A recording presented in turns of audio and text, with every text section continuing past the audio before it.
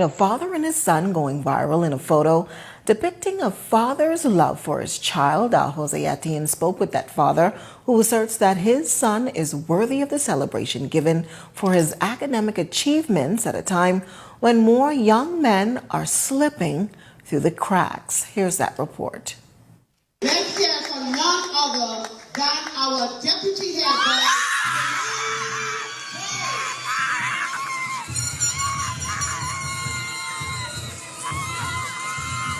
A father's delight evident for all to see at the Eva Hilton Primary School's graduation on Monday.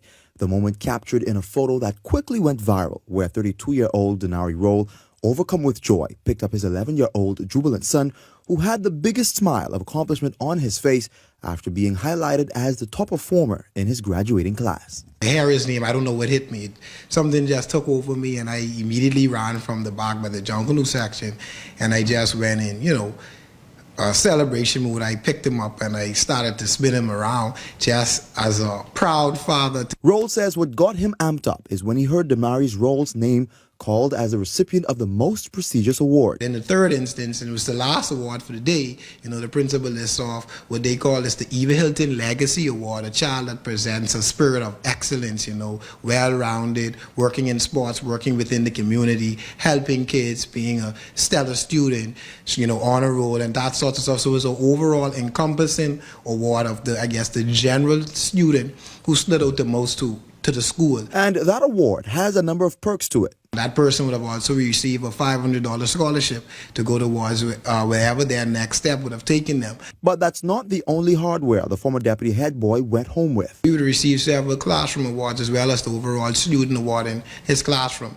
And then they had another session award where he got his award for being a helper, working in the school with prefect, that sort of stuff. And his deputy head boy role in the second stint of awards that they was giving out, so I guess it was just warming up for the big stage. Denari asserts that yesterday's graduation ceremony created a priceless moment that he believes will never slip his son's memory. For him, I think that's something he is going to remember, and I want him to remember, and I'm going to ensure that he remembers for the last time.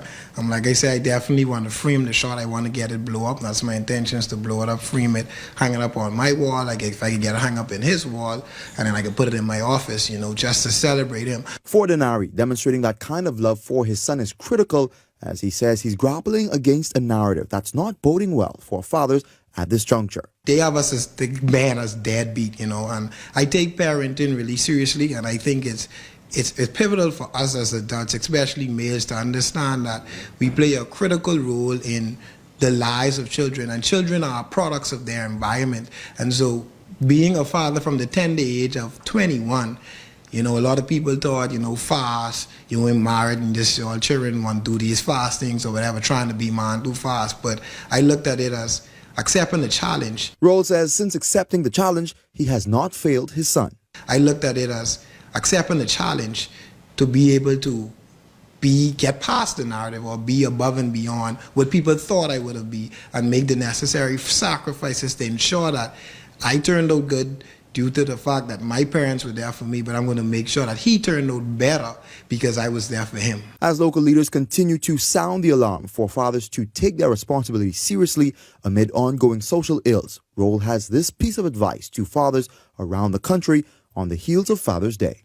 If you were someone that did not have that father figure in your life, and sit down and think, do I actually want my blood, my seed, my fruit to have to endure some of the things that I know still affect me to this day? Because you have a lot of fathers who were affected from a young age and still dealing with, mental health, which is a real thing in the country. It's a mental health struggle, a lot of things that they didn't unravel and unpack. And we were raised to be tough, we were raised to be strong.